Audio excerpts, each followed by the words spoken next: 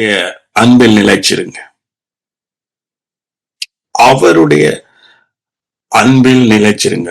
ஆங்கிலத்தில் எழுதப்பட்டிருக்கு, சில பைபிள்ல ரிமைன் இன் ஹிஸ் லவ் என்று எழுதப்பட்டிருக்கு, சில பைபிள்ல abide in his love, abide in his love. So தமிழ்ல சொன்னா அவருடைய அன்பில நிலைச்சிருங்க. சோ அல்லது ஆங்கிலத்தில் இன்னொரு இடத்துல remain in his love. So இது நீங்க சில வேளை நீங்க இது ஒரு வார்த்தையா நினைக்கிறீங்க, ஆனா அநேகம் பேருக்கு உங்களுக்கு தெரியுமோ தெரியாது, இதுதான் அவருடைய கட்டளை. சோ புதிய உடன்படிக்கையில அவர் தருகிற கட்டளை என்ன தெரியுமா? அவருடைய பிள்ளைகளை, உலகத்தில் இருக்கிற ஒவ்வொருவரையும் பார்த்தவர் கேட்கிறது, என்னுடைய அன்பிலே நிலைச்சிருங்க. இது அவருடைய கட்டளை, இதுதான் அவருடைய நியூ கமாண்ட்மெண்ட் என்று பைபிள் சொல்லுது. எத்தனை பேருக்கு இன்றைக்கு தான் இப்படி ஒரு வார்த்தை நீங்க இவன் என்னுடைய வாயாலையும் கேட்டிருப்பீங்க, அந்த சரியான அழுத்தமாக. சோ அப்ப ஏன் இப்படி ஒரு கட்டளையை நம்முடைய தகப்பன் நமக்கு சொல்ற, என்னுடைய அன்பில நிலைச்சிருங்கன்னு சொல்ற. சோ இப்ப நாம் அவருடைய அன்பில நிலைச்சிருக்கேதான், அதுதான் இன்னொரு வடிவில சொல்லுது பைபிள், அவர் நமக்கு ஒளியாக வந்தவர். அவருடைய அன்பு உலக மக்களுக்கு அப்ப தெரியாது. ஏனென்றா இயேசு கிறிஸ்து உன்னுடைய மரணமும் உயிர்த்தெழுதலுக்கு முதல் கடவுள் மனுஷனோட அன்பாகவே இருக்கிறார் என்கின்றதான அந்த ஒளி அல்லது அந்த சத்தியம் மக்களுக்கு தெரியாது. ஈவன் அவருடைய சொந்த ஜனங்களுக்கே அவர் அன்பாகவே இருக்கிறார் அல்லது அவருடைய கிருபை அல்லது அவருடைய நீதியை குறிச்சு இவன் ஜூதர்களுக்கே தெரியாது. ஏண்டா பிரமாணத்துக்குள்ள அவர்கள் வாழ்ந்த காலத்துல அவருடைய அன்பிலே நிலைச்சிருக்கையில் அவர்கள் தங்களுடைய சொந்த கிரியைகள்ல தான் நிலைச்சிருந்தார். சோ எல்லாட்டிக்கு அவர்கள் பழைய உடன்படிக்கை அல்லது நியாயப்பிரமாண கட்டளைகள்ல அவர்கள் நிலைச்சிருந்தார். சோ அப்பதான் இயேசு பாத்தீங்கன்னா அவர் மத்தேயு யோவான்ல இந்த அதிகாரத்தை நாம திரும்ப வாசிப்போம், அடிக்கடி நாம இது பார்த்திருக்கிறோம். யோவான் 15:9-10 வாசிக்கிறேன். பிதா என்னில் அன்பாய் இருக்கிறது போல, பிதா என்னில் அன்பாய் இருக்கிறது போல.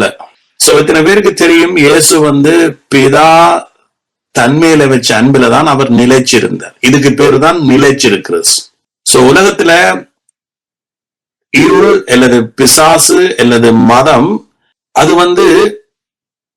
நம்மளுடைய பலத்தை தான் அதை கொண்டு வரும் வெளியில். சோ நம்முடைய அன்பில தான் அது என்ன செய்ய பண்ணும், எங்களை நிலைச்சிருக்க பண்ணும். ஆனா இங்க இயேசு ஒரு பெரிய ஒரு கற்பனை, அதாவது புதிய உடன்படிக்கை கற்பனை இதுதான் அல்லது கட்டளை இதுதான் அல்லது அந்த புதிய உடன்படிக்கை இதுதான். அவர் சொல்றார், பிதா பாருங்க, இயேசுவ பிதா எப்படி நேசிச்சாரோ, ஒரு கொஞ்சம் தூசி கூட்டவும் இல்லை குறைக்கவும் இல்லை, அப்படியே அதே போல பிதா என்னில் அன்பாய் இருக்கிறது போல நானும் உங்களில் அன்பாய் இருக்கிறேன், ஆதலால் என்னுடைய அன்பிலே நிலைச்சிருங்க. பூமியில வாழ்ற ஒவ்வொரு மனுஷனுக்கும் தேவை என்ன தெரியுமா? இந்த சத்தியம். இப்ப இயேசுடைய அன்பு இப்ப என்னவாம்? வசனத்தின்படி சொல்லப்படுது, அது மாறாஸ். பிதா எப்படி இயேசு மேல அன்பு இருந்தாரோ அந்த அன்பை அவர் அறிந்து அந்த கட்டளையை, அந்த கற்பனையை இயேசு அறிஞ்சு, பிதாவுடைய கற்பனையை அறிஞ்சு இயேசு இந்த பூமியில வாழ்ந்தபடியாலதான் அவர் எந்த ஒரு பிசாசுக்கும் அவர் என்ன செய்யல, இடம் கொடுக்கல. போன கிழமை ஞாபகம் இருக்கா உங்களுக்கு? இயேசுவை பிசாசு சோதிக்குது, நீர் தேவனுடைய குமாரனே ஆனால், இதுதான் பிசாசுடைய குரல், நீர் தேவனுடைய குமாரனே ஆனால் இந்த கல்லை என்ன செய்யும், அப்பமாக்கும். அப்ப இயேசு என்ன செய்தார்? பிதாவினுடைய அன்பில நிலைச்சிருந்தார். அவர் எப்படி நேசிச்சார்? நீ என்னுடைய ஒற்றே பேரான குமாரன் என்று தன்னுடைய முழு அன்பையும், பிதா தன்னுடைய முழு அன்பையும் தன்னுடைய குமாரன் மேல வச்சார், இயேசு மேல. அதே அன்புதான் என் மேல உங்கள் மேல அவர் வச்சிருக்கிறார் என்பதுதான் சத்தியம் சொல்லுது. பிதா உங்களோட பேசிக் கொண்டிருக்கிறார் அல்லது இயேசு உங்களோட பேசுற. சோ இதை விட ஒரு அன்பை குறிச்சு எவனும் நம்மோட பேசலாம். நாங்க டீப்பா இனி நாம டீப்பா சிந்திக்கணும். இயேசு எப்படி, இயேசு மேல, இயேசு கடவுள் என்றும் இயேசுவாலதான் சகலதும் உண்டானதென்று இதே அதிகாரத்துல, இதே புத்தகத்துல, இதே யோவான் எழுதினதுல சொல்லப்படுது. அந்த இயேசு மாம்சத்துல நமக்காக இந்த பூமிக்கு வந்தார். வந்து அவர் இந்த பூமியில நீங்க போய் பார்த்த இடங்கள்ல கால் பதிச்ச அந்த இடங்கள்ல வாழ்ந்த ஒரு கடவுள் மேல பிதா எப்படி அன்பு வச்சாரோ, எப்படி அந்த அன்பை இயேசு விசுவாசிச்சு அந்த அன்பினால், அந்த விசுவாசத்தின் ஊடாகத்தான் அவர் பூமியில பெரிய பெரிய காரியங்களை செய்தார். இத்தனைக்கும் பைபிள் இன்னும் கிளியரா சொல்லுது. இயேசு ஒரு இடத்துல சொல்ற, நான் அவர் மேல வச்ச அன்பிலே அல்ல, பிதா என் மேல வச்ச அன்பாலதான் இயேசு என்ன செய்தாராம், நிலைச்சிருந்தார் என்று சொல்றார். சாராண்டைக்கு இருள் அல்லது இப்பிரபஞ்சம் அல்லது பிசாசு அல்லது மதங்கள் எங்களுக்கு என்ன சொல்லி தருதுன்னு சொன்னா, நீங்க என்ன செய்யணும், அவருக்கு நிலைச்சிருக்க நீங்க முயற்சிக்கணும் என்று சொல்றது இல்ல. இப்ப சத்தியம் என்ன சொல்றதுன்னா, பிதா எப்படி தன் இயேசுவை நேசிச்சாரோ அதே போல அதே அன்ப எங்கள் மேல வச்சிருக்கிறாராம். அந்த உண்மையில, அந்த சத்தியத்துல, அந்த வெளிச்சத்துல நீங்க என்ன செய்யட்டாம், எங்களை நிலைச்சிருக்கட்டாம். அப்படி நீங்க நிலைச்சிருக்கிற பொழுது உங்களோட வாழ்க்கை ஃபுல்லாவே வெளிச்சமா மாறும். இது கிரியை அல்ல, இது உங்களுடைய நம்பிக்கை. நீங்க ஏற்றுக்கொள்ள வேண்டிய ஒரு சத்தியம் இது. சோ இத எப்படி ஆரம்பத்துல அவர் பாருங்க உவமையோட பேசுறாருங்க. உவமை என்று சொன்னா இது எப்படி இந்த ஒரு திராட்சை செடியை வச்சுதான், கொடி செடியை வச்சுதான் அவர் பேசுறார். சோ இது நீங்க அடிக்கடி கேட்டிருக்கிறீங்க என்றாலும் இப்ப இந்த வசனத்தோட அதை இருக்கா டச் பண்ணிக்க உங்களுக்கு இன்னும் ஈஸியா இருக்கும், ரைட்? அப்ப இயேசு சொல்றார், பிதா திராட்சை தோட்டக்காரர், ரைட்? நான் செடி நீங்க கொடி, நான் செடி நீங்க கொடி. சோ அப்ப கொடி செடியில நிலைச்சிராவிட்டால் தானா என்ன செய்யாதாம், அது கனி கொடுக்காஸ். அப்ப இந்த செடி என்ன செய்யுது, கொடியில நிலைச்சிருக்குது.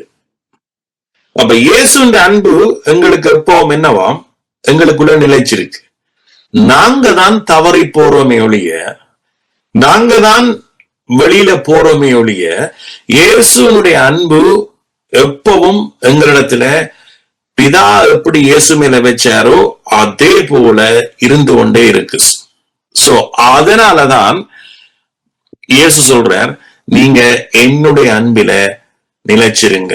சரி, நீங்க அப்படித்தான் அன்பை விட்டு போனாலும் கூட, இந்த அன்பை விட்டு நாம வெளியில போறதுக்கு என்ன, எங்கட மைண்ட், எங்கட இருதயம் அல்லது எங்களுடைய சிந்தனை போறதுக்கு என்ன காரணம் என்று சொன்னா, உலகம் எங்களை என்ன செய்யுது, எப்பவும் கரப்படுத்து. பிசாசு எங்களை எப்பவும் கரப்படுத்துது. பிசாசு எப்பவும் எங்களுக்கு ஏதோ ஒரு சுய கிரியையோ சுய நீதியையோ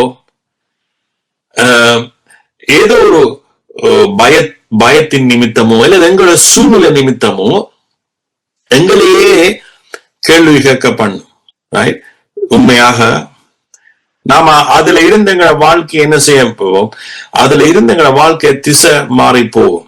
அப்ப நாங்க தான் அவருடைய அன்பை விட்டு வெளியில போறோமே ஒழிய, அவர் நம்மையில வச்ச அன்பு என்னவா மாறாஸ்.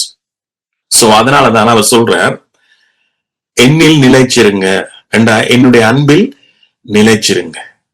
4வது வசனம், என்னில் நிலைத்திருங்க, நான் உங்களில் நிலைத்திருப்பேன், நான் உங்களில் நிலைச்சிருப்பேன்.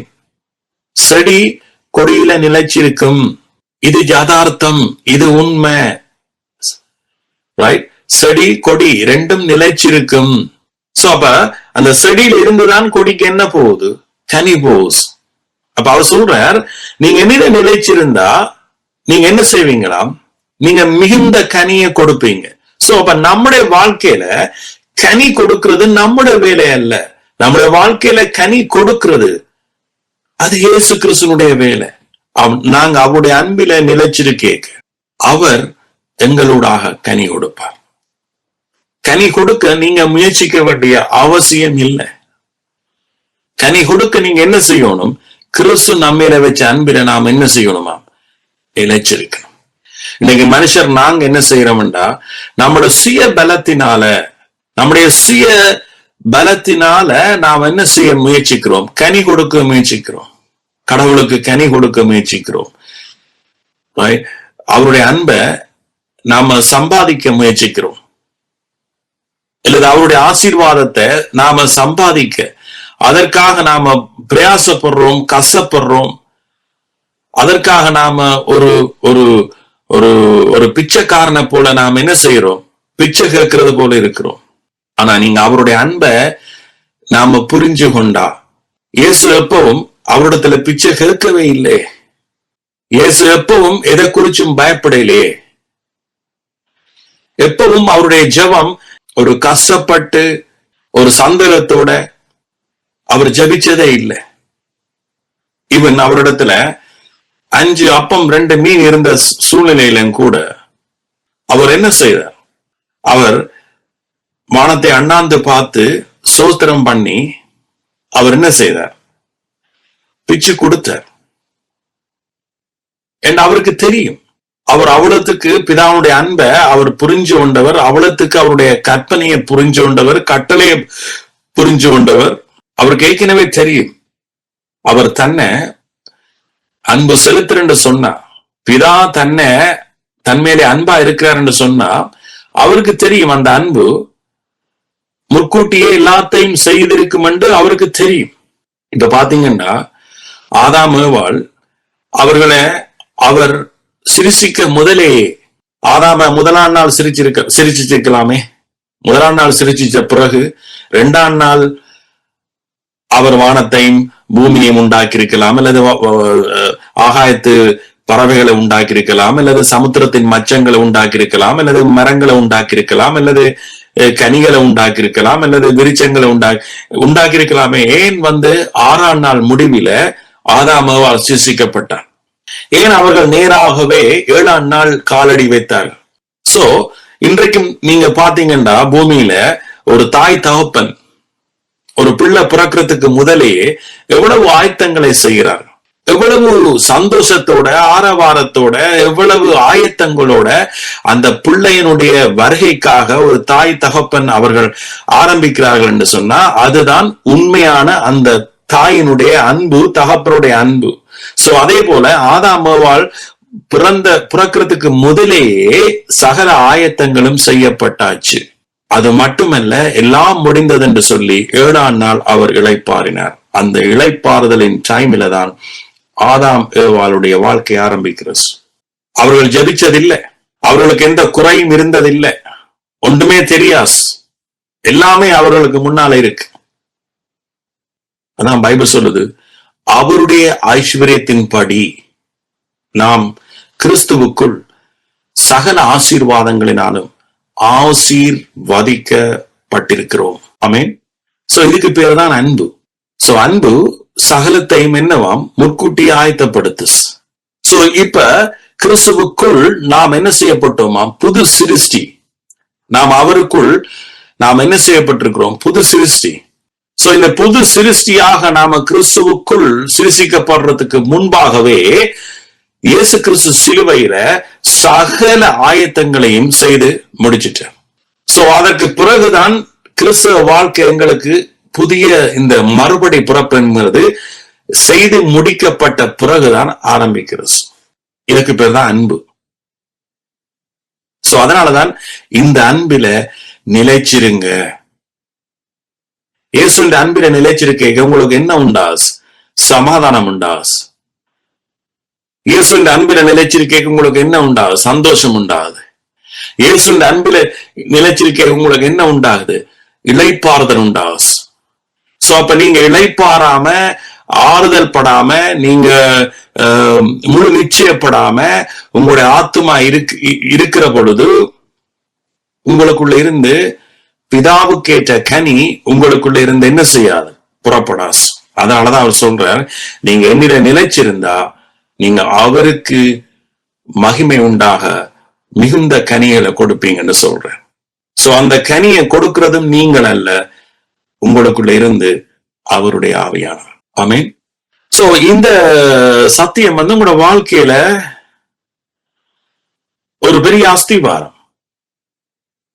சோ இதுல நீங்க நிலைச்சிருக்க, வளர வளர வளர அவர் தானே உங்களுக்குள்ள இருந்து என்ன செய்யறாராம், வெளிச்சத்தையும் இதையும் கொடுத்து கொண்டே இருக்க போறார். பாருங்க, பிதா வந்து தோட்டக்காரர்.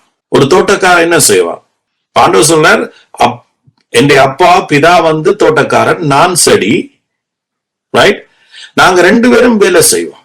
பிதாவும் எனக்குள்ள வேலை செய்கிறார், இயேசுவும் எனக்குள்ள வேலை செய்கிறார். இவர் 2 பேரும் தான் எனக்குள்ள கனியை கொண்டு வர்றாங்க. சோ நான் அவருடைய பிள்ளை, நான் அவருடைய ஆசீர்வாதம், நான் அவருடைய பெற்றுக்கொள்ளுகிற, அவரிடத்துல இருந்து ஞானப்பாலை குடிக்கிற ஒரு குழந்தை, ஒரு பிள்ளை. அவர் எனக்குள்ள என்ன செய்யறாராம், கனிய கொடுத்து கொண்டே இருக்கிறார். இன்னொரு வசனத்தை நான் வாசிக்கிறேன், இன்னும் உங்களுக்கு நான் சொன்னது இன்னும் விளங்கும். பிலிப்பியர் 5வது வசனம், உங்களில் நற்கிரியையை தொடங்கினவர், உங்களில் நற்கிரியையை தொடங்கினவர் அதை இயேசு கிறிஸ்துவின் நாள் பரியந்தம், முடிவு பரியந்தம் என்னவா நடத்துவார். எங்களுக்குள் நற்கிரியை தொடங்கினவர். சோ நாங்கள் எல்லாம் நற்கிரியை தொடங்கின பாருங்க, எங்களுக்குள்ள இயேசு ஒரு நற்கிரியை ஆரம்பிச்சிருக்கிறார். சோ அப்ப நாம் என்ன செய்யணும், அவருக்கு ஒரு அட்டென்ஷனை கொடுக்கணும். இயேசுவே, இது நாம ஒரு சும்மா லேசுப்பட்ட ஆக்கள் அல்ல, நாங்கள் அல்லது நாம ஒரு கைவிடப்பட்ட ஒரு ஜனம் அல்ல, நாம உம்மால நேசிக்கப்பட்ட ஒரு ஜனம். 100க்கு 100 இயேசுவை எப்படி நீங்க நேசிச்சீங்களோ அதே போல என்ன நேசிச்சிருக்கிறீங்க, எனக்குள் வீற்றிருக்கிறீங்க. எனக்குள் வீற்றிருக்கிறது மட்டுமல்ல, நற்கிரியை நீங்க ஸ்டார்ட் பண்ணிட்டீங்க, நற்கிரியை ஆரம்பிச்சிட்டீங்க என்று நம்பட்டாம்னு தான் வசனம் சொல்றது. நீங்க நம்பி நீங்க அவருக்கு என்ன செய்யுங்க, மகிமையை செலுத்துங்க, அவருக்கு நன்றி செலுத்துங்க. அப்ப கிறிஸ்தவ வாழ்க்கை, அவரோட உறவுன்றது இது ஒரு அமைதலான, ஒரு அவசரப்படாத, 4 பேரை இடிச்சு விழுத்துற ஒரு காரியம் இல்ல. இது ஒரு பர்சனல் ரிலேஷன்ஷிப். அது மட்டுமல்ல, இது சர்வ வல்லமையுள்ள தேவனோட நீங்க பெற்றுக்கொண்ட ஒரு பெரிய சலாக்கியம். ஆமீன். சோ இந்த சத்தியத்துல வாழ்றதுக்கு ஏற்றது போலத்தான் ஆண்டவர் உங்களை புதுசா சிருஷ்டிச்சிருக்கிறார். அவர் உங்களை சிருஷ்டிக்க அவருக்கு தெரியும். இப்ப ஒரு காரை ஒருத்தர் உருவாக்க, அதை மேனுஃபேக்சர் பண்ணிக்கல, அவருக்கு தெரியும் இந்த காருக்கு எந்த ஒயில் தேவை. சோ அந்த ஒயிலைத்தான் நாம் என்ன செய்யணும், தேடி விடணும். இந்த காருக்கு, இந்த இன்ஜினுக்கு இந்த ஒயில். ஒரு மனுஷன் உண்டாக்கின ஒரு காரியத்துக்கு நம்ம கரெக்டான ஒயில போடுறோம்டா, இயேசு நம்ம என்னத்தினால வழிநடத்துறாராம், சத்தியத்தினால், அல்லது அவருடைய அன்பு. இந்த அன்புன்றது அவருடைய ஞான பால் என்றும் வேதம் சொல்லுது. ஒரு பிள்ளைக்கு பால் இல்லாம பிள்ளை என்ன செய்யாது, வளராசு. அதே போல கிறிஸ்துவனுடைய இந்த ஞான பால், இந்த அன்பு பால் நமக்குள்ள இல்லைன்னா நாம வளர மாட்டோம். நம்முடைய வாழ்க்கையில வெளிச்சம் இருக்காது, நம்முடைய வாழ்க்கை இருளா இருக்கு. பைபிள் சொல்லு, நீங்க இருளின் பிள்ளைகள் அல்ல. பிசாசு இருள வர்றான், அவன் கொல்லவும் அழிக்கவும் வர்றான், அவன் ஒரு கள்ளன், அவன் உங்களை இருளதான் வருவான். அப்ப இருள், பிசாசு, மற்ற அதுக்குரிய எல்லாமே. ஆனா நாம வெளிச்சம். அப்ப எப்படி எங்களுக்கு ஒளி வீசுது, இயேசு எப்படி நமக்கு ஒளி வீசுறாருண்டா, முதலாவது ஒளி எப்படி வீசினார் தெரியுமா, நம்முடைய அக்கிரமம், நம்முடைய பாவங்கள், நம்முடைய நோய்கள் எல்லாத்தையும் சிலுவையில சுமந்து கொண்டார் என்கின்றது ஒரு ஒளி நம்முடைய வாழ்க்கையில வீசுது. அதனால இயேசு நீ எழும்பி பிரகாசி, இனி நீ மரிச்சவங்களோட படுத்திருக்காத என்று எபேசியர்ல சொல்ற. நீ எழும்பி பிரகாசி.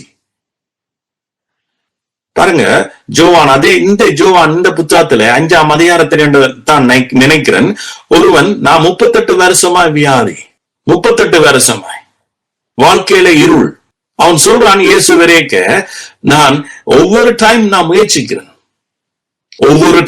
முயற்சிக்கிறேன், ஆனா என்ற முயற்சிக்கு ஒரு பலனும் இல்லை. 38 வருஷமாக, ரைட், 38 வருஷமாக அவர் அந்த டைமில அந்த குளத்துல இறங்கினாத்தான், தேவதூதர் எப்ப குளத்துல கலக்குறாங்களோ அந்த நேரம், அந்த செகண்ட் அவர் இறங்கணும் தண்ணிக்கு. அந்த இறங்கினாத்தான் அங்க வியாதி, எப்பேற்பட்ட வியாதியா இருந்தாலும் அங்க என்ன செய்யும், சுகம் கிடைக்கும். அது உண்மை. ஓகே, எப்பேற்பட்ட வியாதி என்றாலும் குளத்துல, பெலஸ்தா குளத்துல இறங்கினா சுகம் கிடைக்கும், உண்மை. ஆனா இவனுக்கு அந்த வழி என்ன செய்யல, கிடைக்கல. ஆண்டவருக்கு சோஸ்திரம், அவன் அப்படி இருந்தது நல்லது. ஏன்? அவருடைய கிருபை அவனுக்கு வெளிப்பட்டது. இயேசு கேட்டார், நீ சுகமடைய விரும்புறியாண்டு. அவர் சொன்னார், நீ எழுந்து நட, படுக்கையை எடுத்துக்கொண்டு எழுந்து நட. பாருங்க, இவன் வாழ்க்கையில ஒளி வந்துச்சு. இந்த ஒளி என்ன? இயேசு சிலுவையில செய்து முடிச்சதால வேறு ஒளி. கிருபையால் அவன் சோத்தை பெற்றுக் கொள்றான். அப்ப இதுதான் இந்த வாழ்க்கையில ஒளி. சோ என்ற வாழ்க்கையில, இந்த பர்சனல் வாழ்க்கையில எப்படி ஒளி வீசினது? இயேசு சிலுவையில என்னுடைய பாவங்களை எல்லாத்தையும் மன்னிச்சுட்டாருங்கிற நிச்சயம் எனக்குள்ள வந்த உடனே இந்த வாழ்க்கையில ஒளி வீச ஆரம்பிச்சு. ஆண்டவர் சொன்ன, நீ எழுந்து பிரகாசி, நான் உன்னை விடுதலை ஆக்கிட்டேன்.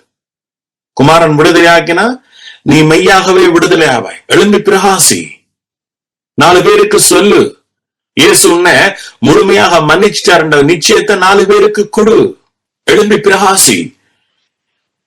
நான் உங்களோட நோய்களை, உங்களோட அக்கிரமங்களை எல்லாத்தையும் சிலுவையில நான் என் மேல சுமந்துட்டேன். எழும்பி பிரகாசி. நான் உன்னுடைய அக்கிரமங்களை மன்னிச்சிட்டேன். நான் உன்னுடைய சாபத்தை என் மேல சுமந்துட்டேன். எழும்பி பிரகாசி. நானே உனக்கு நித்திய ஜீவனா இருக்கிறேன். எழும்பி பிரகாசி. ஆனா நாம என்ன செய்யணும் தெரியுமா? இயேசு செய்து முடிச்சதுக்காக நாம மூட்டை சுமக்கிறோம். அல்லது பிசாசு இன்னும் மூட்டை அங்கட தோல்ல சுமத்துது. ஆனா ஆண்டவர் சொல்ற, நீ எழும்பி பிரகாசி, உனக்குள்ள அந்த முழு நிச்சயம் இருக்கட்டும். இவன் படிக்கிற பிள்ளைகளா இருந்தாலும் சரி, எழும்பி பிரகாசி. எல்லாரும் எழும்பி பிரகாசிங்க. உங்களோட ஸ்தலத்துல இருந்து நீங்க பிரகாசிங்க. ஏன்? இயேசு அவருடைய அன்பு அப்படி இருக்கிறது. ஆமீன். சோ முதலாவது உங்களுக்குள்ள இது உங்களோட மண்டைக்கு இருக்கக்கூடாது, உங்களோட இருதயத்துல ஏறணும். இப்ப மண்டைக்குள்ள நாம படிக்கிறது சிலவட புத்திக்க போவோம், ஆனா சத்தியம் என்பது நம்முடைய இருதயத்துக்குள்ள போகணும். ஆமீன். சோ அப்ப எங்களுக்குள்ள நற்கிரியை தொடங்கினார். அவர் முடிய பரியந்தன் நடத்துவார் என்று நம்பி, நான் உங்களை நினைக்கிற பொழுது என் தேவனை சோதரிக்கிறேன் என்றார். சோ இங்க ஜோவான் என்ன சொல்றார்? நீங்க அவருடைய அன்புல நினைச்சிருங்க. அவர் உங்கள் மேல வச்ச அன்பை, அதனுடைய ஆழங்களையும் அதனுடைய உயரங்களையும் நீங்க அறிகிற அறிவில வளருங்க. அடுத்த வசனம், நான் என் பிதாவின் கற்பனைகளை கை கொண்டு அவருடைய அன்பிலே நிலைத்திருக்கிறது போல. திரும்ப நான் ஜோவான் 15 நினைக்கிறேன், 10வது வசனம் இப்ப வாசிக்கிறேன். நான் என் பிதாவின் கற்பனைகளை கை கொண்டு அவருடைய அன்பிலே நிலைத்திருக்கிறது போல. என்னவாம்? இயேசு அவருடைய கற்பனை என்ன? அதான் நான் எளியாவே சொன்னேன். அவருடைய கற்பனை என்ன? பிதா தன்மையில வச்ச அன்பில் அவர் நிலைச்சிருந்ததுதான். சோ அத போல நீங்களும் என்ன செய்யுங்க?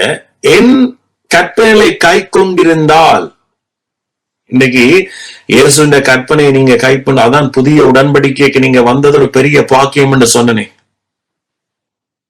நீங்க உண்மையாகவே அவருடைய கற்பனையை கை கொண்டிருந்தா, நீங்க அவருடைய அன்பில நீங்க நிலைச்சிருக்கிறீங்களா? அவருடைய கற்பனை என்ன? இதுதான் அவருடைய கற்பனை. அவருடைய கற்பனை நியாயப்பிரமாணம் அல்ல, மோசே ஊடாக கொடுக்கப்பட்டது அல்ல. அது பைபிள் தெளிவா சொல்லுது, மனுஷனை கொல்லுது. நியாயப்பிரமாணம் நல்லது, அது பரிசுத்தம் உள்ளது. ஆனால் அது நம்ம என்ன செய்யலையாம்? ரட்சிக்கல. அது பாவத்தின் பலனாக இருந்துச்சு. ஆனா அந்த நியாயப்பிரமாணம் சேம் டைம் எங்களை கிறிஸ்துவனிடத்துல அது எங்களை என்ன செய்யறதாம்? வழி நடத்தினஸ். இந்த ஒளியினிடத்தில் எங்களை கொண்டஸ், இந்த அன்புக்குள்ள நம்ம கொண்டஸ்.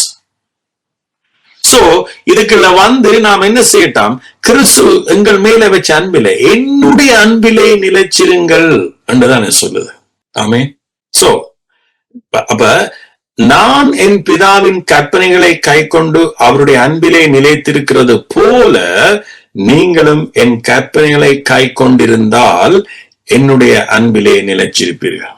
சோ போன கிழமையின் கூட நான் இந்த டச் பண்ணினேன், புதிய உடன்படிக்கை, புதிய கட்டளை அல்லது புதிய கற்பனை என்ன. இயேசு சொன்னார், நான் உங்களை நேசிச்சது போல.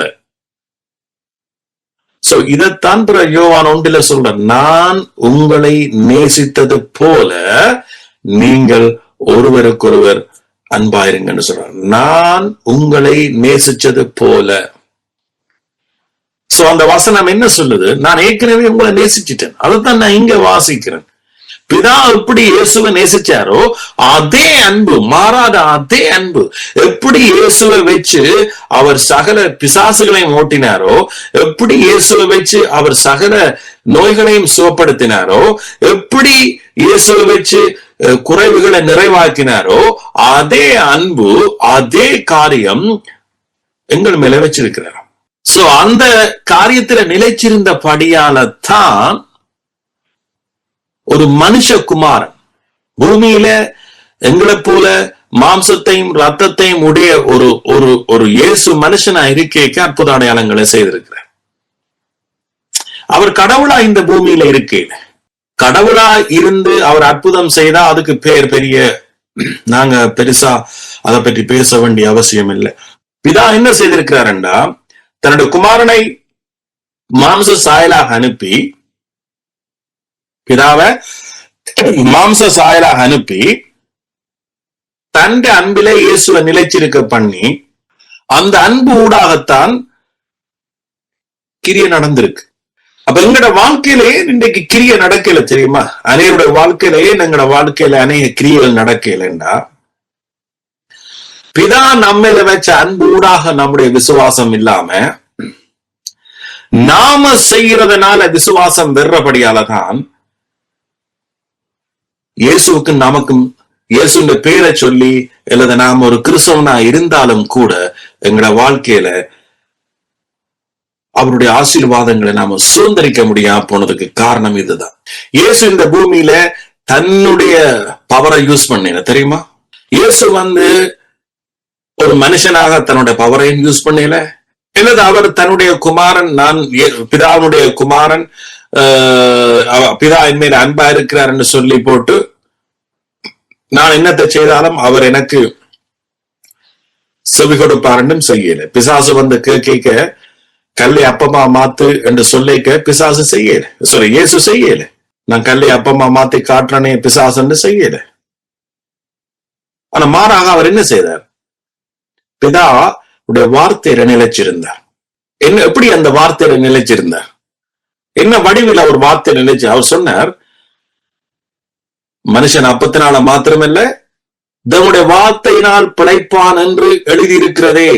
அதனாலதான் இயேசு இங்க சொல்றாரு பாருங்க, உங்க வசனத்தை நான் வாசிக்கிறேன். அதாவது இயேசு சொல்றார், இதே அதிகாரத்திலிருந்து தான் நினைக்கிறேன். எனிவே அது எல்லாருக்கும் தெரிஞ்ச வசனம். அப்ப நான் அந்த வசனத்தை சொல்லாம நான் சொல்றேன், நீங்க என் வார்த்தையில் நிலைச்சிருந்தால் நீங்க எனக்கு சீஷனா இருப்பீங்க. நீங்க என் வார்த்தையில் நிலைச்சிருந்தா நீங்க என்னவா சீஷனா இருப்பீங்க.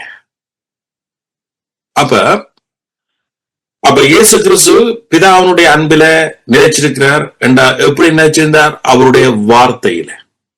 சோ அதனாலதான் சொன்னார், பிசாசு சொல்லிக்க கல்லை அப்பமா மாற்றமண்டைக்க அவர் கல்லை அப்பமா மாற்றாம அவர் என்ன சொன்னார்? ஏன் கல்லை அப்பமா மாத்த சொன்னது? சோ அத கல்லை அப்பமா மாத்தி, சோ அதுல இருந்து வர்ற அப்பத்தால நீர் பிழையும். சோ அதுல இதுக்கு பெரிய ரெவலேஷன் இருக்கு, பெரிய வெளிப்பாடு இருக்கு. பிசாசு இப்படித்தான் எல்லாரையும் சொல்லும், பிசாசு இப்படித்தான் மதத்தை வச்சு நடத்துது. நீங்க இந்த கல்லை அப்பமா மாற்றி இதுல இருந்து வர்றதுல நீங்க என்ன செய்யுங்க, பிழைப்பு நடத்துங்க. சோ இது மனுஷனுடைய கிரிய, மனுஷனுடைய சுயத்தை நம்புற ஒரு காரியம்.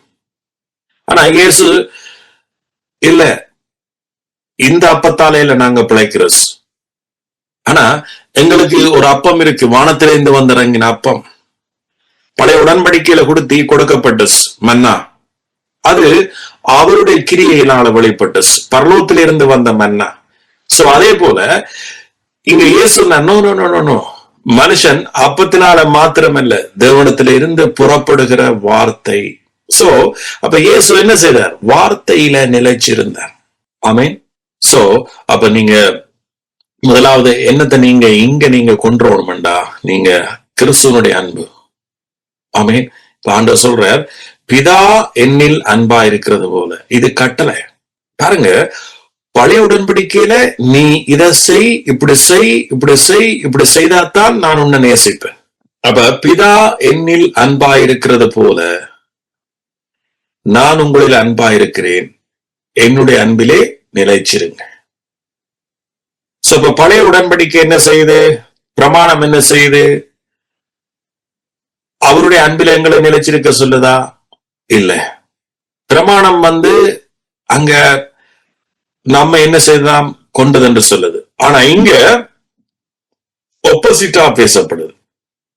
இதுதான் என்னுடைய கட்டளை, இதுதான் என்னுடைய கற்பனை. புதிய உடன்படிக்கை கட்டளை கற்பனை என்னன்னா, அவர் எல்லாருக்கும் இன்விடேஷனை கொடுக்கிறார், அழைப்புதலை கொடுக்கிறார். என்னுடைய அன்பில நிலைச்சிருங்க.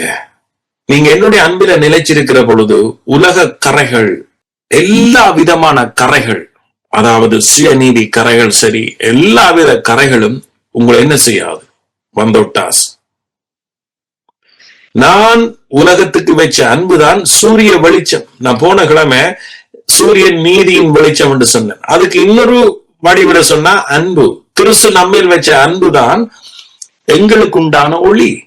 பைபிள் சொல்லுது மெய்யான ஒளி. உலகத்தில் இருக்கிற ஒளி என்ன? சோ உலகத்துல இருக்கிற வெளிச்சம் வந்தோன்னா நாம இருளை விட்டு என்ன செய்யறோம்? எழும்புறோம். ரைட்? வெளிச்சம் வந்துட்டு ரைட், எல்லாரும் எழும்பு, ஸ்கூலுக்கு போறாக்கள் போ, வேலைக்கு போறாக்கள் போ. தொடர்ந்து இருள் இருந்தா அப்படியே படுத்துருவோம். ரைட்? நாம ஒரு வேலையும் செய்ய மாட்டோம். சோ அதுதான் இங்க சொல்லப்படுது. ரைட்? இப்ப ஒளி வந்துட்டு கடவுள் நமக்கு அன்பாகவே வெளிப்பட்டுட்டார். எஸ், முன்னே ஒரு காலம் அவர் கோபமா இருந்தார். காரணம், அவர் கோப கடவுள் அல்ல, அவர் எப்பவும் அன்புதான். ஆனா பிரமாணம் இருக்க என்ன செய்யல, எங்களுக்கு ஒளி வீசல. இருள் நம்ம சூழ்ந்திருந்தது, சாபம் நம்ம சூழ்ந்திருந்தது, நாம் எழுந்து நடக்கல, முடியல. ஆனா இப்ப சொல்லப்படுது ஒளி, இயேசு அன்பாக, அவருடைய அன்பு நமக்குள்ள ஊற்றப்பட்டிருக்கு, அவருடைய கிருபை நம்மோட ஊற்றப்பட்டிருக்கு. நாம் அவருடைய அன்புக்குள், அவருடைய கிருபைக்குள் இருக்கிறோம். ஆமென். சோ அது சொல்ல, இதுதான் என்னுடைய கற்பனை. இந்த கற்பனைய அவர் மக்களுக்கு கொண்டு வரத்தான் எவ்வளவோ வருஷம், எவ்வளவோ நூற்றாண்டு, கிட்டத்தட்ட குறைஞ்சது 6000 வருஷம். இந்த ஒரு நாளுக்காகத்தான் கடவுள் வெயிட் பண்ண. ஆமென். சோ இப்ப சொல்றார், இதான் என்னுடைய கற்பனை, இது என்னுடைய கட்டளை, என்னுடைய அன்புக்கு வாங்க. யார் உங்களை குற்றப்படுத்தினாலும் நீங்க அல்லது உங்களை நீங்களே குற்றப்படுத்துற எல்லாத்துல இருந்தும், உங்களை நீங்களே அழிச்சு போடுற எல்லாத்துல இருந்தும் நீங்க விடுதலை ஆகி இந்த ராஜ்யத்துக்குள்ள வாங்க, இந்த கற்பனைக்கு வாங்க, இந்த கட்டளைக்குள்ள வாங்க. இது உங்களை என்ன செய்யும்? இனி வழி நடத்தும். ஆமென். இதுதான் கற்பனை, இதுதான் கட்டளை. சோ அப்ப இயேசுவின் அன்பை நாம புரியிக்க, அவருடைய அன்பை நாம இளைப்பாறைக்க, எங்களை அறியாம எங்களுக்குள்ள இருந்து அவருடைய நற்கிரியை என்ன செய்யும்? ஆரம்பிக்கும். சோ இந்த அன்பில இருந்து கொண்டு, இதுல இளைப்பாறை கொண்டுதான் ஆண்டவர் சொல்ற, நீங்க ஒருவர் நேசிக்க சொல்லு. நாம் ஒருவர் நேசிக்கிறதால இயேசு நாம நேசிக்கிறேன். இன்னைக்கு அநேகர் விடுற பிள்ளை எப்படித்தான், நாம மற்றவனை நேசிச்சா தான் ஆண்டவர் என்ன நேசிப்பார், மற்றவனுக்கு ஏதாச்சும் கொடுத்தா தான் ஆண்டவர் எனக்கு கொடுப்பார். இது ஆண்டவற்ற குரல் இல்லை, இது பிசாசனுடைய குரல், இது ஒரு மனுஷனுடைய குரல். இது விழுந்து போன இருள்ல இருந்து, சாத்தான்ல இருந்து வந்த குரல். சோ அதனாலதான் இங்க ஹைலைட் பண்ணப்படுது. அதனாலதான் சுவிசேஷம் ரட்சிப்பினுடைய நற்செய்தி என்று சொல்லப்படுது. அப்ப இயேசு சொல்றார், இல்ல, நான் உங்களை நேசிச்சிட்டேன், பிதா எப்படி உங்களை என்ன நேசிச்சாரோ அதே போல அதே அன்பை இப்ப நான் உங்கள் மேல வச்சுட்டேன், உங்களுக்குள்ள ஊச்சிட்டேன். இனி நீங்க ஒருவருக்கு ஒருவர் நேசியுங்க. நான் உங்களை முதலாவது விடுதலை ஆக்குறேன், நான் உங்களை ரட்சிக்கிறேன், நான் உங்களை கட்டிலிருந்து அவிட்டு விடுறேன், நான் உங்களை வெளிச்சத்துக்கு கொண்டு வரேன். நீங்க வெளிச்சத்தின் பிள்ளைகள். ஆதலால் நீங்க என்ன செய்யுங்க? ஒருவருக்கு ஒருவர் நேசியுங்க. அதுவும் அவர் சொல்லல, நீ மூக்குடைஞ்சு நீ நேசி என்று சொல்லல. நீ எனக்குள்ள என்ன செய்ய இழைப்பாரு, நான் உனக்குள்ள இருந்து என்ன செய்வேன்? கிரியை நடப்பிப்பேன். சோ 13வது வசனம் பாருங்க. ஒருவன் தன் சேதனுக்காக தன் ஜீவனை கொடுக்கிற அன்பிலும் அதிகமான அன்பு ஒருவரிடத்திலும் இல்லை. நான் உங்களுக்கு கற்பிக்கிற யாவை நீங்க செய்வீங்களா என் செய்வதா இருப்பீர்கள். இங்க என்ன சொல்றார் இயேசு? ஒருவன் சிநேகிதனுக்காக ஒருவன் என்ன செய்ய ஜீவனை கொடுக்கிறார். அப்ப அவர் அவர் இங்க ஜீவனை கொடுக்கறதுக்காக அவர் பேசல. அவர் என்னத்தை கொண்டு வராருண்டா, உங்களுக்காக நான் இந்த ஜீவனை கொடுத்துட்டேன். அப்ப இனி நீங்க இந்த அன்பை நீங்க எப்படி நம்பாம இருக்கிறீங்க? சோ உங்களோட ஜீவனையே கொடுத்துட்டேன்டா மற்றவைகளை கொடுக்காம இருப்பது எப்படி என்று கேட்கிறார். சோ நமக்காக அந்த அன்பை என்ன செய்யச்சாம்? உயிரையே கொடுத்துட்டான். சோ அப்ப ஏன் அந்த உயிரை கொடுத்தாரு சொன்ன, ஏன் இயேசு உயிரை கொடுத்தாருண்டா அந்த ஜீவனின் நிமித்தம் நமக்கு எல்லாத்தையும் அன்பின் நிமித்தம் நமக்குள்ள ஆமென். சோ ஆகவே அவருடைய அன்பை நம்பி விசுவாசி. அவருடைய அன்பில இருந்து நீங்க ஜெபம் பண்ணுங்க. இயேசு ஒரு நாளும் பெக் பண்ணி ஜெபிக்கல, ரைட்? இயேசுக்கு ஏற்கனவே தெரியும் எனக்காக ஆயத்தப்படுத்தப்பட்டது. சோ அதை சொல்லிட்டு நான் வடிவில் பினிஷ் பண்ண ஒரு 5 அப்பம் 2 மீன். அவருக்கு இருந்த அந்த நாலேஜ் தான், அவர்கள் இருந்த அந்த அறிவு தான், அவருக்குள்ள இருந்த அந்த வெளிப்பாடு தான். சீசர்கள் கேட்டாங்க, நாங்க தூர போய் எடுத்துட்டு வரவான். நோ நோ நோ நோ, நீங்க ஆண்டவருக்குள்ள சரியா இருந்தா நீங்க தூர போய் எடுக்க வேண்டிய அவசியம் இல்லை. அந்த அளவுக்கு உங்களை அவர் அலைக்கழிக்கிற ஆண்டவர் அல்ல. உங்களுக்குள்ளேயே உங்களுக்குள்ளேயே அல்லது உங்களை சுற்றியே உங்களோட ஆசீர்வாதம் இருக்கு. ஆமே, அதான் அன்பு. சோ இயேசுவின் அன்பு உங்களுக்குள்ளேயே உங்களை சுற்றியே ஆசீர்வாதம். சீசர்கள் கேட்டாங்க, நாங்க போய் அங்க போய் எடுத்து வரவான். ஆண்டவர் சொன்னா, இல்ல நீங்க போக வேண்டாம், உங்களிடத்துல இப்ப என்ன இருக்குன்னு கேட்டார். 5 அப்பம் 2 மீன். வானத்தை அண்ணாந்து பார்த்தார், சோஸ்திரம் பண்ணினார், விட்டு கொடுத்தார். இதான் அன்பு. ஆமே. அப்ப கிறிஸ்து எங்கள் மேல வச்ச அன்பு, அந்த விசுவாசம் எங்களுக்குள்ள விரைக்கல. எங்களை அறியாம ஒரு சூப்பர் நேச்சுரல் எங்களுக்குள்ள ஒரு வித்தியாசமான நம்பிக்கை எங்களுக்குள்ள உருவா. சிலவேளை உங்களோட கணவனே உங்களை புரிஞ்சு கொள்ளாது, சிலவேளை உங்களோட மனைவியை உங்களை புரிஞ்சு கொள்ளாது, சிலவேளை உங்களோட பிள்ளைகளை உங்களை புரிஞ்சு கொள்ளாது. ஆனா உங்களுக்குள்ள யாரு ஒருவர் உங்களை என்ன செய்வார்? நடத்துவார். நீ எனக்குள்ள இப்படி நம்பு இழைப்பாரு. எங்களுக்குள்ள நற்கிரியை ஆரம்பிச்சவர், ரைட்?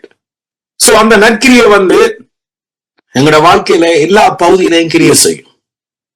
ஒரு மனுஷனுக்கு ஒரு சரீரத்துல ஒரு வியாதி ஆரம்பிச்சுட்டது, ஒரு டாக்டரோ டாக்டரே சொல்லிட்டது உங்களுக்கு இப்படி ஒரு காரியம் இருக்குன்னா, நீங்க அத நீங்க கேட்கறீங்க, அது ஃபேக்ட். அதை நான் இல்லைன்னு சொல்லல, நான் அதை பொய்ன்னு சொல்லல. நான் அடிக்கடி உங்களுக்கு இந்த வசனத்தை நான் உங்களோட பேசுறேன். அத நீங்க டாக்டர் நீங்க பொய் சொல்றீங்க, இல்ல இயேசு சுமந்துட்டாரு, இதெல்லாம் நீங்க பேச வேண்டிய அவசியம் இல்லை. அவர் சொன்னதுல உண்மை இருக்கு, ஆனா அதை விட உண்மை ஒன்று இருக்கு. சோ அந்த நற்கிரியைத்தான் அவர் உங்களுக்குள்ள என்ன செய்யறார்? ஆரம்பிக்கிறார். நான் புத்தி இருக்க உங்களுக்கு சொன்னா, நான் முந்தி பேட்மிண்டன் விளையாடேக்க எனக்கு சரியான பெயின் இருக்கு. சோ அந்த பெயின் எனக்கு டிலோக்கே தெரியும், சிலவோட குனியவே இல்லாம இருக்கு. ஆனா டாக்டர் சொன்னதுல பிழை இல்லை. அவர் சொன்னார், சிலவோட உனக்கு ஹேர்னியாவா இருக்கலாம் என்று அவங்க ஸ்கேனிங்லயும் சொன்னாங்க. முந்தைய அவங்களுக்கு சொல்லி இருக்கிறேன். சோ அப்ப அவ சின்ன இந்த மில்லிமீட்டர் உங்களுக்கு ஹேர்னியா இருக்க சான்ஸ் இருக்கு. என்ன ஹேர்னியா பல வடிவில உங்களுக்கு வரலாம். சிலவேளை நீங்க ஸ்ட்ரெஸ் பண்ணி விளையாடைக்க வரலாம், அல்லது பாரம் தூக்கிக்க வரலாம். அது ஆண்களுக்கு இல்ல, பெண்களுக்கு எல்லாருக்கும் வரலாம், ரைட்? ஆனாலும் நமக்குள்ள சத்தியம் தானே இருக்குது. ஆனா இப்ப பாத்தீங்கன்னு சொன்னா முந்தி இருந்த அந்த நோய் இல்லாம போஸ். ஆனா நான் அதுக்கு வேற அடுத்த கட்டத்துக்கு நான் போகல. நான் ஒரு கொஞ்சம் பேஷண்டா இருந்தேன் நான். ரைட், கிறிஸ்துவுக்குள்ள நம்முடைய இயேசு என்ன சொல்றேன். சோ அப்ப இப்ப சில வேளை சில காரியங்கள் சடன்லியாக சுவப்படும். சில காரியங்கள் உங்களுடைய அறிவு வளர்ச்சியால நீங்க எதுக்கு முக்கியத்துவம் கொடுக்குறீங்கன்றது முக்கியம். ஆண்டவற்ற குரலுக்கு முக்கியத்துவம் கொடுக்குறீங்களா, அல்லது உலகத்துக்கு, அல்லது உலகத்தால வருகிற அந்த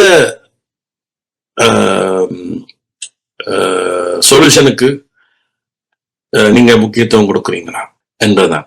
சோ அப்ப என்னுடைய வளர்ச்சி இப்படி போக போக போக இப்ப முதல் இருந்ததை விட 95% என்னுடைய சரீரத்துல அந்த பெயின், இப்ப நான் நல்லா ஜம்ப் பண்ணி நல்லா துள்ளி நான் அந்த பேட்மிண்டன் விளையாட அளவுக்கு போயிட்டேன். ஆனா அதுக்கு முதல் சரியான பெயின். விளையாடிட்டு வந்தா நான் குனியவே இல்லாஸ் சில வேலை. சோ அப்ப நான் டாக்டரை இக்னோர் பண்ணல, எனக்கு இப்படி ஒன்று இருக்கின்றதை நான் இக்னோர் பண்ணல. ஆனா அது எல்லாத்தையும் தாண்டி எனக்குள்ள இருந்த அறிவு, எனக்குள்ள இருந்த நம்பிக்கை, எனக்குள்ள இருந்த வளர்ச்சி, இது நான் அல்ல, எனக்குள்ள நற்கிரிய ஆரம்பிச்சவர் அவர் செய்தொன்றிருக்கிறார். ரைட். சோ இப்படி பல வழியில உங்களுக்கு பல பேரோட அவர் கிரியை நடப்பிப்பார். ஆமீன். முதலாவது நீங்க நம்ப வேண்டியது இந்த சத்தியத்தை. அவருடைய அன்புல நீங்க என்ன செய்யுங்க, நிலைச்சிருங்க. இயேசு பிதா எப்படி இயேசு மேல அன்பு வச்சாரோ அதே அன்பு ஊற்றி இருக்கிறார். அவருடைய சத்தியத்துக்கு திரும்ப வாங்க. ஆமீன். அவருடைய சத்தியத்துக்குள்ள திரும்ப வாங்க. அவர் எப்பவும் எங்களோட ஒரே மாதிரி இருக்கிறார். நாம என்ன செய்வோம், தூரப்போவோம். ஆமீன். சோ அவருடைய சத்தியத்துக்கு நாம திரும்ப வரணும். நாம் எழும்பி பிரகாசிக்கணும். ஆமீன். சோ திரும்ப ஞாபகப்படுத்துறேன். அதையும் நான் டச் பண்ணி நான் முடிச்சனோ தெரியாது. 38 வருஷமாக அவன் அப்படி இருந்த ஒரு மனுஷனை அவர் சொன்னார், நீ எழுந்து படுக்கையும் எடுத்துக்கொண்டு நட. சோ இதெல்லாம் எங்களுக்கு எங்களோட அறிவுக்கு மேலாக பல காரியங்கள் இதுக்குள்ள இருக்கிறது. அப்ப ஆண்டவர் சொன்னார், நீ எழுந்து நட. கிட்டத்தட்ட எழும்பி நீ என்ன செய், பிரகாசி. சோ அப்ப இயேசு சிலுவையில மரிச்சு முடிச்சதால எந்த ஒரு கட்டும் எங்களை கட்டி வச்சிருக்க முடியாது. எந்த ஒரு கட்டும் உங்களோட வாழ்க்கையில, ரைட், ஒரு பண பற்றாக்குறை. இப்ப நான் எப்படி என்னுடைய நோ கொஞ்சம் கொஞ்சமாக இல்லாம போச்சுதோ, இப்ப பாருங்க, இப்ப எனக்கு வந்த இதே ப்ராப்ளம் நான் 100% நான் உங்களுக்கு ஆண்டவர்ட்ட சமூகத்துல சொல்றேன். இதே எனக்குள்ள இருந்த பெயின் டாக்டர் சொன்ன ரிப்போர்ட்டையும் வச்சு உலகத்துல ஒரு மனுஷனுக்கு சொல்லி இருந்தா அவன் இப்பவே போய் ஆபரேஷனை பண்ணி வந்திருப்பான் போயிட்டேன். ஏன்னா அவனுக்கு வேற வழி இல்லை, டாக்டரை நம்புறான். சோ அதனால தயவு செய்து நீங்க பிள்ளையா எடுத்துறாங்க, நீங்க டாக்டரை நம்ப வேண்டாமோ அல்லது நீங்க உடனே போய் மருத்துவம் செய்ய வேண்டாமோன்னு நான் சொல்லிடுறேன். உங்களுக்குள்ள நீங்க எந்த அளவுக்கு நீங்க அறிஞ்சிருக்கிறீங்க, எந்த அளவு உங்களுக்குள்ள ஆவியானவர் நடத்துறாருன்றதான் வச்சுதான் நான் பேசுறேன். இன்னொரு ஆள் அப்படி செய்திருக்கு. ஆனா எனக்குள்ள ஒரு நம்பிக்கை, எனக்குள்ள ஒரு என்னுடைய அப்பா மேல, ஏனண்டா இயேசுவை நேசிச்சவர் அதே அன்புதான் எனக்கு வச்சிருக்கிறார். பட் அந்த அன்பு நீங்க நினைக்கிறீங்களா சிலுவையில சும்மா 2 காரியத்தை மட்டும் செய்துட்டு வந்திருக்கும், எல்லாம் முடிஞ்சது என்று தன் ஆவியை ஒப்பு கொடுத்தார், இன்க்ளூடிங் மை ஹெர்னியா. சோ அப்ப எவ்வளவு பாருங்க, ஒரு தாயினுடைய அன்பு இல்ல தாப்பனுடைய அன்பு ஒரு பிள்ளைக்கு சின்ன நண்டா துடிக்குதுண்டா, அப்ப என்னண்டு இயேசு அன்பு துடிக்காம இருந்திருக்கும் என்று நீங்க நினைக்கிறீங்க? சோ அப்ப அவர் இனித்தான் செய்ய போறாரா இல்லது ஏற்கனவே செய்து முடிச்சிட்டாரா? ஏற்கனவே செய்து முடிச்சிட்டார். அப்ப ஏற்கனவே செய்து முடிச்சிட்டார் என்பதை நம்புறதுதான் இன்றைக்கு விசுவாசத்துல கனவேர் கோட்டை விடுறாங்க. சோ அப்ப நான் ஏற்கனவே அவர் செய்து முடிச்சிட்டார், இதுதான் எனக்கு வெளிச்சமா வந்தது. சோ அதனாலதான் நான் எழும்பி பிரகாசிக்க ஆரம்பிச்சேன். ஓகே, இந்த ஒளி எனக்கு போதும். சோ அதே போல உங்களோட வாழ்க்கையில எதுவும் உங்களை கட்டி வைக்க முடியாது. உங்களோட வாழ்க்கையை, இந்த சந்தோஷத்தை வேற எதுவும் டிஸ்டர்ப் பண்ண முடியாது. சில பேருக்கு உங்களோட வாழ்க்கையில நீங்க யோசிப்பீங்க, எனக்கு எல்லாம் இருக்கு, இது மட்டும் ஒன்று இருந்தா என் வாழ்க்கை எவ்வளவு சந்தோஷமா இருக்கும் என்று நீங்க யோசிக்கிறீங்க தானே.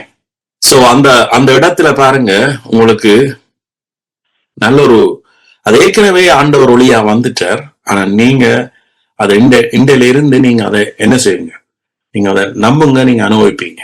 அது எல்லாத்தையும் இயேசு சிலுவையில செய்து முடிச்சிருக்கிறார். ஆமென். இயேசு சொன்னார், you are free, you are free.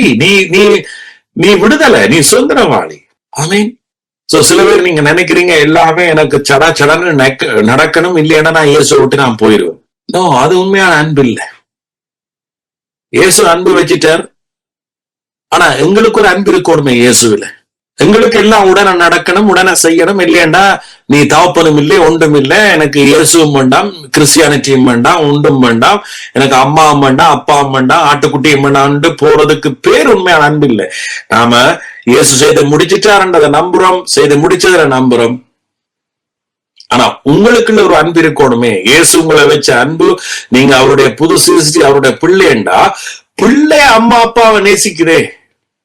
So அதே போல நாம இயேசுவை நேசிக்கணுமே. சோ அந்த நேசம் நமக்குள்ள கிறிஸ்து இருக்கிறதுக்குரிய ஒரு அடையாளம். ஆமென். கிறிஸ்து நமக்குள்ள இருக்கிற ஒரு அடையாளம். இது கிறிஸ்து நாம நேசிச்சாதான் கிறிஸ்து நம்ம நேசிக்கிறதுக்காக வர்ற நேசம் அல்ல. அது பழைய உடன்படிக்கை. அது மரிச்சு போன ஒரு இடத்துல இருக்கிறது, ஆதாமுக்குள்ள இருக்கிறவர்களுக்கு இருக்கிறது. நாம் ஆதாமுக்குள் அல்ல, நாம் கிறிஸ்துவுக்குள். நாம தண்ணிக்கு வெளியில இருக்கிற மீன் அல்ல, நாம தண்ணிக்குள் இருக்கிற மீன். தண்ணிக்காக நாம ஏங்க வேண்டிய அவசியம் இல்லை, அன்புக்காக ஏங்க வேண்டிய அவசியம் இல்லை. கிறிஸ்துவின் அன்புக்குள்ளதான் நாம இருக்கிறோம். ஆனா நாம் கிறிஸ்துவ நேசிக்கிறோமா? அப்ப நேசிக்க எங்களுக்கு என்னவா? இளைப்பாறுதல் உண்டாகுதாமே. கடைசியா இந்த வசனத்தோட நான் முடிக்கிறேன். 1 யோவானுக்கு எடுக்கிறீங்களா? 1 யோவான் 2ஆம் அதிகாரம், 1 யோவான் 2ஆம் அதிகாரம் 5வது வசனம். அவருடைய வசனத்தை கை கொள்ளும் இடத்தில் தேவ அன்பு மெய்யாக பூரணப்பட்டிருக்கு. நாம் அவருக்கு இருக்கிறோம் என்பது அதனால் அறிந்திருக்கிறோம். என்னத்தை கை கொள்றவன்? வசனத்தை. நாம பேசுறது எல்லாமே அவருடைய வசனம். ஆண்டவர் என்ன சொல்ற? என்னுடைய வசனத்தை. இது நான் அப்போது தேடின வசனத்துக்கு இதுவும் உண்டு. அவருடைய வசனத்தை கை கொள்றவன் தான் உண்மையாக அவனுடைய அன்பில நிலைச்சிருக்கிறான். ஆமென். பாருங்க, அவருக்கு நிலைத்துக்கு என்று சொல்லுகிறவன் அவர் நடந்தபடியே தானும் நடக்க வேண்டும். சகோதரே, நான் உங்களுக்கு புதிய கற்பனையில ஆதி முதல் நீங்கள் பெற்றிருக்கிற பழைய கற்பனையே எழுதுகிறேன். அந்த பழைய கற்பனை நீங்கள் ஆதி முதல் கேட்டிருக்கிற வசனம் தானே. மேலும் நான் புதிய கற்பனை உங்களுக்கு எழுதுகிறேன். இது அவருக்குள்ளும் உங்களுக்குள்ளும் மெய்யா இருக்கிறது. ஏனென்றால் இருள் நீங்கி போகிறது, மெய்யான ஒளி இப்பொழுது பிரகாசிக்கிறது. ஆமென். என்னவா மெய்யான ஒளி இப்ப பிரகாசிக்கிறது? இயேசு எங்கள் மேல அன்பா இருக்கிறார். ஆமென். இதுதான் ஒளி. பிதா இயேசு நேசிப்பார், அவர் எங்களை நேசிக்கிறார். ஒளியிலே இருக்கிறான்னு சொல்லியும் தன் சகோதரனை பாய்க்கிறவன் இதுவரைக்கும் இருளிலே இருக்கிறான். தன் சகோதரனை பகைக்கிறவன். சிலவோட நீங்க இத பிளாங்கா, நீங்க மாம்ச கண்ணோட்டத்துல நீங்க இந்த வசனத்தை பாச்சீங்கன்னா, ஒரு பக்கத்துல இருக்கிற ஒரு சகோதரனோட யாராவது கோவம்ண்டா நாங்க உடனே என்ன செய்வோம்? இந்த வசனத்தை பாய்ப்போம். நீ இவனோட கதைக்கிறேல, அல்லது நீ வாவோட கதைக்கிறேல, சோ அதனால நீ இருள்ள இருக்கிற, உனக்குள்ள இயேசு அன்பு இல்லை என்று சொல்றதுக்குரிய வசனம் இது இல்லை. நாங்க சகோதரனை நேசிக்கிறோம், நேசிக்கத்தான் வேணும். ஆனா இது என்னத்தை குறிச்சு இங்க பேசுறா தெரியுமா? நீங்கள் உண்மையாகவே நீங்க இயேசுவின் ஒளியை பெற்றிருந்தா, உண்மையாகவே அவரோட அன்பை நீங்க நிலைச்சிருந்தா, அவரோட அன்புக்குள்ள நீங்க நிலைச்சிருந்தா, மற்ற சகோதரனை நீங்க என்ன செய்ய மாட்டீங்க? பாய்க்க மாட்டீங்க. எந்த விதத்துல பாய்க்க மாட்டீங்கன்னு சொல்ற? மற்ற சகோதரனுக்கும் நீங்க இயேசுவின் அன்பை, இந்த புதிய உடன்படிக்கையை நீங்க என்ன செய்வீங்க? சொல்லுவீங்க. அல்லது அவனுக்கு இந்த புத்தகம், இந்த அதிகாரம் என்ன ஜூதர்களுக்கு தான் மெயினா சொல்லப்படுது. அவர்கள் இயேசுவை மறுதளிச்சவர்கள். நீங்க பாத்தீங்கன்னா கீழே எல்லாம் போய்க்க இல்ல, இவர்கள் சகோதரனை பாய்க்கிறார்கள், இயேசுவின் அன்பை எடுத்து சொல்றார்கள் இல்ல. ஏன்னா இவர்கள் அந்த அன்பில நிலைச்சிருக்கல. இப்ப நான் இயேசுவின் அன்பில நிலைச்சிருக்கிற படியால நான் என்ன செய்யறேன், உங்களுக்கு இயேசுவின் அன்பை எடுத்து சொல்றேன், புதிய உடன்படிக்கை நான் சொல்றேன். ரைட்? நீங்க இயேசு மேல அன்பு வச்சுக்கிறதாலதான் இயேசு உங்களை நேசிக்கிறாருன்னு நான் ஒரு நாளும் சொல்லல. இயேசு உங்களை நேசிச்சபடியால, இயேசுவின் அன்புக்குள்ள நீங்க நிலைச்சிருக்கிறபடியால, ஒளி இப்ப உங்களுக்குள்ள வீசினபடியால நீங்களும் என்ன செய்யுங்க, ஒளிய வீசுங்க, மற்றவங்க இருள இருந்து ஜனங்களை வெளிச்சத்தை கொண்டு வாங்க. சோ அப்படி நாம அப்ப இவர்கள் இயேசுவையை ஏற்றுக்கொள்ளாதபடியால இவர்கள் என்ன செய்தார்களாம், சகோதரர்களை பாய்க்க ஆரம்பிச்சுட்டார். அந்த பகையைத்தான் இங்க மெயினா சொல்லப்படுது. எத்தனை பேருக்கு நான் சொல்றது புரியுது? சோ அப்படியானா இன்னைக்கு பாருங்க, இன்னைக்கு நாம எத்தனை பேரோட எல்லாம் கதைக்காம இருக்கிறோம் அப்படின்னு சொன்னா, ஆனா அது நல்லதுன்னு நான் சொல்லல, ஆனா நான் யதார்த்தத்தை நான் பேசுறேன். அப்ப ஆனா ஒருவன் இந்த வெளிச்சத்துக்கு வெராட்டிக்கு, இந்த புதிய உடன்படிக்கை அல்லது கிருபையின் சத்தியத்துக்கு ஒருவன் வெராட்டிக்கு அவன் எவ்வளவு ஊழியம் செய்தாலும் சகோதரன் அவன் பாய்க்கிறான் என்றது அவனுக்கே தெரியாது. அவன் வெளிச்சத்துக்கு ஒருவரை கொன்றேலே, அவனே இருளுக்கு இருக்க என்னென்று ஒருவனை வெளிச்சத்துக்கு கொண்டரலாம். இன்னைக்கு நான் அவருடைய பாவ மன்னிப்பினுடைய நிச்சயத்தை பெறாம, அல்லது அவருடைய ஒரே பலினா இன்றைக்கும் பரிசுத்தமாக்கப்பட்ட ரட்சிக்கப்பட்ட நிச்சயம், நான் ஒருமுறை ரட்சிக்கப்பட்ட அந்த ரட்சிப்பு நான் இழக்க மாட்டேன் என்கின்ற உண்மையை நான் அறியாம இருந்திருந்தா, அந்த வெளிச்சத்துக்கு நான் வராம இருந்திருந்தா, எப்படி நான் ஒரு சகோதரனை நேசிக்க முடியும், எப்படி நான் அவனையும் அந்த இருளில் இருந்து வெளிச்சத்துக்கு கொண்டு வர முடியும் என்கின்ற அந்த அடிப்படையில தான் இந்த அதிகாரம் எழுதப்பட்டிருக்கு. பாசப்போல் விளங்குதா? எஸ், விளங்குதுண்ணே.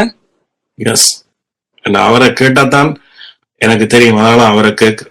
அப்போ ஒளியில இருக்கிற ஒருவனும் தன் சகோதரனை ஒரு நாளும் பாய்க்க மாட்டான். இப்ப நானெல்லாம் சந்தர்ப்பம் யாராவது எனக்கு தெரிவிக்க நான் என்ன செய்யறேன், அவர்களை இருள்ல இருந்து நான் விடுதலையாக்க முயற்சிக்கிறேன். சிலர் கேட்க மாட்டாங்க, எனக்கு ஏதோ உங்களுக்கு தெரியா சொல்றாருன்னு சில பேருக்கு பெருமையா அவங்களை என்ன செய்யும், குளிக்க தள்ளும். அநேக கிறிஸ்தவர்களுக்கு பெருமை, இவர் என்ன எனக்கு சொல்றது, நாங்க போவாத சேர்ச்சா, எங்கட பாஸ்டர்கிட்ட இல்லாத அறிவா இவர்கிட்ட இருக்கு என்ற அந்த பெருமையே இன்னைக்கு அநேகரை குளிக்க தள்ளி வச்சிருக்கு. நான் சொல்றது விளங்குதானே? சோ ஆகவே கிறிஸ்துவுக்கு நாம நன்றி செலுத்தி நாம இந்த செய்தியை முடிப்போமா?